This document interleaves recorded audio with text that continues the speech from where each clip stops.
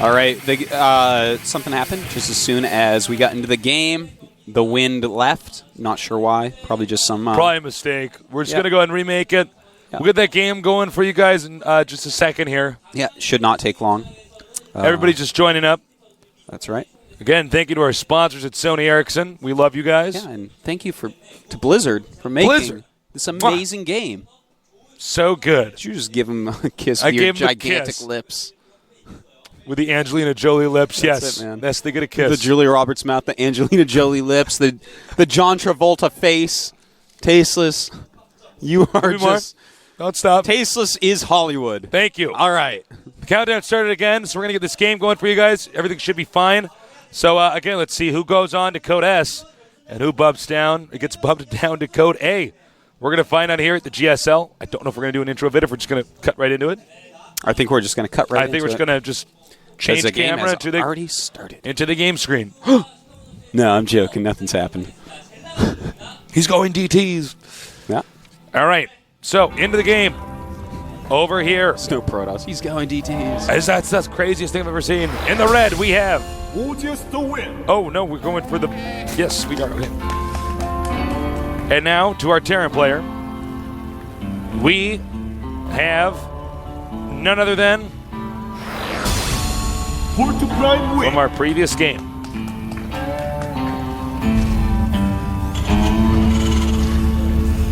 Prime, currently sponsored by Chicken Delivery, fried chicken place. That's right. We thank them for supporting esports. Yeah, Sabasa Chicken. Sabasa Chicken. It's a pretty good sponsor to have if you like chicken, I gotta say. I bet you they get free chicken. Of course. It's probably all they eat all the time. I think there was actually a Sabasa Chicken place near my old apartment. Really? No, I'm serious. Back in Kunga. It's one of those fried chicken places, right? Yeah, they order. I tell you what, man. They do delivery, if they get free chicken, I bet you in like 3 seasons, everyone from the Polt team is going to be so overweight. Well, it's a good deal. All that chicken, man. I know. So, we have a drone coming down here. Going to make a hatchery. Macarax here from Polt Prime. All right, well, Polt going to be a little bit aggressive here, and that's going to be a good opening because the Wind did go hatchery first. Now, of course, on this map, a spine crawler does not defend as well on the other maps, so it's pretty hard to stop Turak's aggression. So, it's a pretty good choice by Polt Prime. We're going to have to see if the Wind can actually hold it off. What do you think, Tasteless? Actually, I think the Wind might be in trouble. He may be indeed. Because it doesn't seem like from the Wind scouting patterns that he's actually aware of the rush. Keeping the drone down there, trying to see what's happening. Also attacking that other SCV. Getting some extra damage on there right away. Drone going to get out of there. Sees the Marine coming all the way up.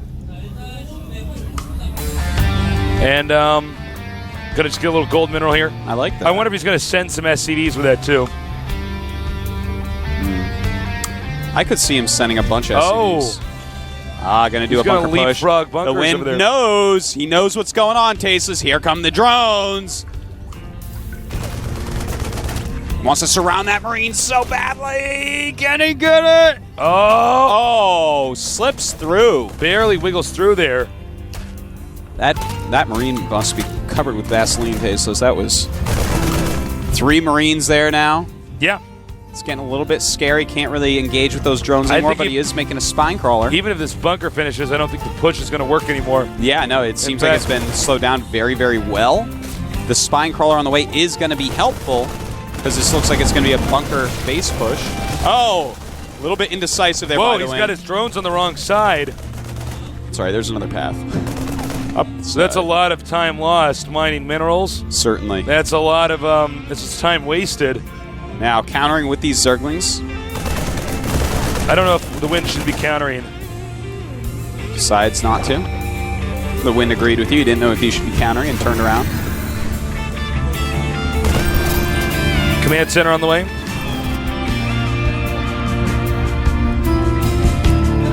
A lot of Zerglings out now. Trying to stop any rallying up. Of course, if he catches some of these Marines, that's going to be pretty huge. And notice how he runs by a little bit, gets a good surround on, and bam, a bunch of Marines go down. This rush looking very ineffective from here on out for Polt. Definitely that concludes the power of the rush. The Wind already droning. No, the Wind doesn't have, or Polt doesn't really have that much defense here. No, he doesn't. Barracks is still on low ground. In fact, he has no Marines in his main base. So, looks like Polt is going to stick with one base. Nope. For the time being. Command center, excuse me. Adding some barracks as well. We may be seeing him go for a timing push once again. Ouch. Yeah, that headbutted that so hard. Just died. Well, the Wind's actually in great shape now. Yeah, the Wind is droning up pretty strongly. I thought he was going to do a Marine SCV rush at the start. Yeah, I thought he was going to end up all-inning it, but... I don't feel like some of these bunker rushes are that effective. Yeah, that one certainly wasn't. The Wind, though, you know, half the battle of actually stopping some of these very aggressive rushes is knowing, in theory, exactly how to stop these rushes. And the thing is, being a team coach, as I was saying before, even if his mechanics are a little bit rusty from not playing as much, his understanding is going to be much higher than a normal Zerg. So definitely knew exactly what to do with the drones, pulled them back in time, saw the bunker, made the spine crawler. The Wind reacted perfectly. And that's really beginning to pay off now. SCV is still alive. The Wind has microed that spine crawler closer to the barracks. Stim and combat shield on the way.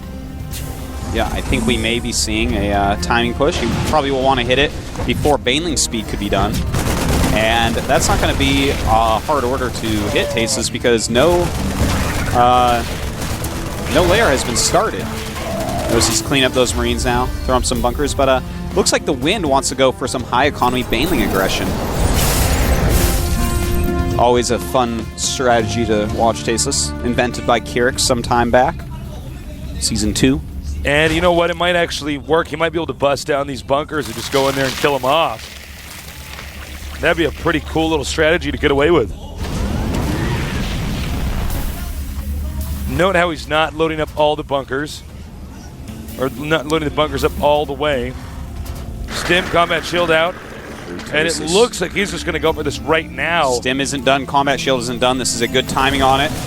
And here come the Banelings! Beautiful surround with those Zerglings going up the ramp a little bit, but maybe not doing as much damage as he wanted to yet. May want to surround that bunker. That's exactly what he wants to do. And of course, it is the new patch where SCV's repairing something gain the same attack priority as what they are repairing, so the Zergling's easily dealing with that. Very nice play here. It looks like Terran's going to have to relocate, maybe lift.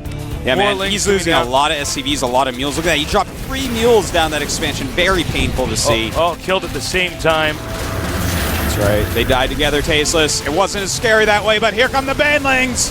Oh, Marauders taking all the Baneling damage. Literally. Wow, those Marauders actually just saved him. Damage. Those saved him. Yep. He probably would have died otherwise. They would have killed the depot, and the Zerglings would have gotten there, surrounded those hurt Marines. But as is, Polt Prime in a lot of trouble. 23 SCVs to 35 drones now. In the meantime, the Wind is taking a third base. Polt Prime, don't know what he's going to be able to do here, Tasteless. I think we're going to probably see, because he does have 2 factories in his main, a completely all-in tank push. Looks like it. The most all-in-ish tank push, Tasteless, that you may have ever seen. And are you ready for such a thing, Tasteless? Note how much the Terran is prepared for the Baneling bust. 3 bunkers in the main.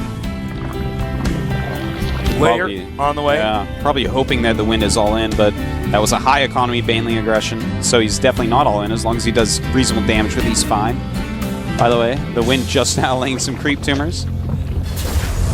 Had a funky economy start, so that's fine. Looks like he was a bit preoccupied with that rush. Wasn't really laying creep tumors as soon as he should have. What is the energy on the Queens? Maybe I'm wrong. Let's see. No, they're pretty dry. You know, it's such a strange situation, that rush. Yeah. Can he surround those Marines? Would be huge if he could. Those Marines being very careful, though. Retreating to the siege tank constantly. Command center lands once again. I love how the Wind's doing this. This is so good. Whoa. Amounts of aggression all over the place. Quite a bit of a lot of mules stocked up. It's a mule farm. It is. Another scan here. Seeing the lair. Seeing Baneling's speed being researched, as well as the +1 melee attack. That's going to scare him. Uh-oh. There's going to be a lot of speed bans. Here we go. Note these Banelings don't have speed just yet. That's right. Trying to get whatever damage he can in there. Oh, it would have been so nice to just turn around, yeah. You can wait outside that grass when the stuff's chasing you, and of course they will not see you. Love the tall grass function in StarCraft 2. Oh, so he's going to go for some workers. Don't think the Wind should have done that, period. Yeah, probably not, but still very, very far ahead, making a ton of Zerglings right now, making a Spire. Has 56 drones against 29 SCVs, Tasteless. Wow. About twice the economy of his opponent. This is just such a hard position for Polt to come back from. Note that the Wind does have 4 hatcheries total. Yeah. So his production rate is going to be off the hook. Yeah, in fact, he has 4 queens as well. So oh, wow. That is a lot of production. He is going to have insane amounts of Zerglings and Banelings with speed, nonetheless. And even Siege Tanks will have a hard time against that. One Spinecrawler here to defend. Note he's only mining Vespian gas from his expansion at the center right. And I think we're going to see the Zerg kind of transition into a little bit stronger tech. Not the thin economy. It's getting a ton of mutas. Yeah, making a lot of mutas here, and that's smart. You know, just start putting on any harass you can. He's already forced a lot of turrets. And whenever Polt tries to start leaving, you just pick off whatever you can. You know, he's got the Banelings, he's got the Zerglings. All he needs, Tasteless, for the perfect trifecta of Zerg units is the mutas. Absolutely. Here come the mutas now. Infestation pit on the way.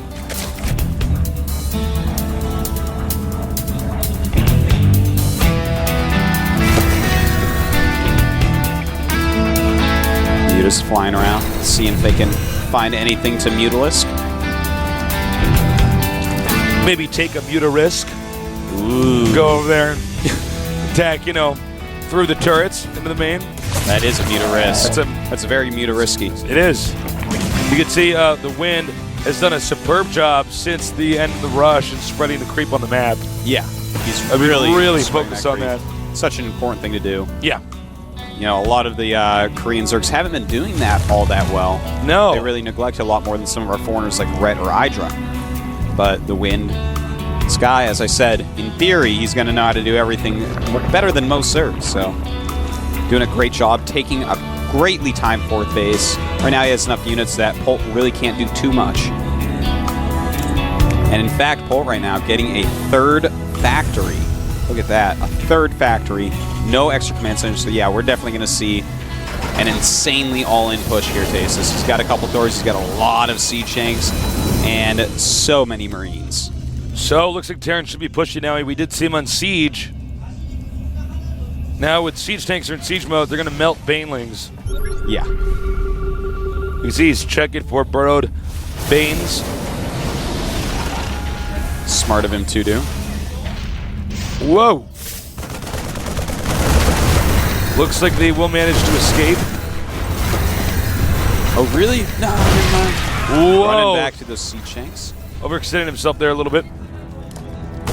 Now what Zerg wants to do in this moment. Oh, I can't believe he's doing that. Yeah, you do not want to attack.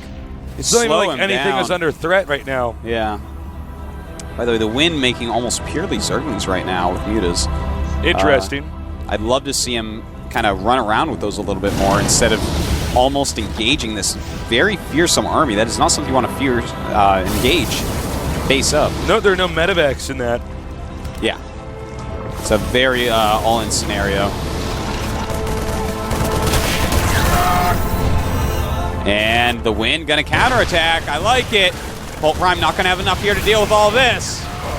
Here come the Banelings. Oh, nice. He does destroy the entrance, though. And gotta go over the SCVs. Oh. Boom. Anticlimactic. All right, now come back the Marines and a trillion billion Zerglings surrounding. Lots of Marines doing going a good down. amount of damage, though. Yeah, the Marines killed a lot, but the Zerglings now have +2 melee attack, +1 carapace, and it's just too much. The Mutas as well +1, and Polt continuing his attack, but this is not the type of army you want to try to kill a Zerg with. Only 3 Thors. You can just keep on making some Mutas and then eventually kill this off. Looks like Polt is going to relocate his expansion. I'm not sure to where. I think he's just floating to go over to his army, realizing that's all he has left is his Siege Shanks and few Thors. And the Wind is going to go for Broodlords. Well, Broodlords against factory unit stasis normally does not end well for factory units. Nope. Polt Prime is basically dead. Yeah, Broodlord's morphing right now. The 3 Thors will not be able to take out the 4 Broodlords with the Zergling backup. Especially considering those Broodlings are going to have great upgrades.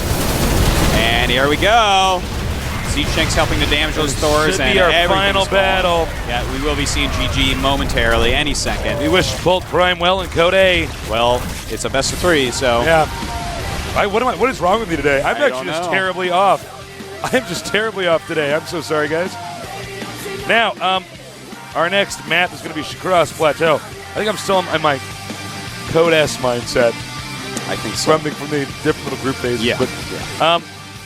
So, the map is going to be Shakras Plateau. Yeah. Now, this one, obviously, is going to be a lot about position. If they're same, bottom right, bottom left, or top right, top left, it's going to be a little bit hard for the Wind if the Polt does that very strong tank push through the back. But if it's diagonal positions, Polt's going to have to play a much longer, much more macro-oriented game unless he just wants to all in. And that is something he hasn't shown us that he's able to do yet in Terran vs. Zerg. He's been having a tough time. He seems to stay on 2 base. Doesn't really seem to have strong pushes or great decision-making in general. From what we've seen, at least compared to what he's shown us against Lynn and what he's shown us against the Wind. Yeah. So as this well could as be our previous last game. Seasons, yeah. Yeah, that's true. Well, previous seasons he was doing 1-base strats. The Banshee Marines, timing attacks, stuff like that. And what I've been saying about the Wind really knowing in theory what to do. Yeah. That may help him out a lot in Shakras because I think people get too caught up in their play style to play that map right. Countdown to the gun, so let's get ready.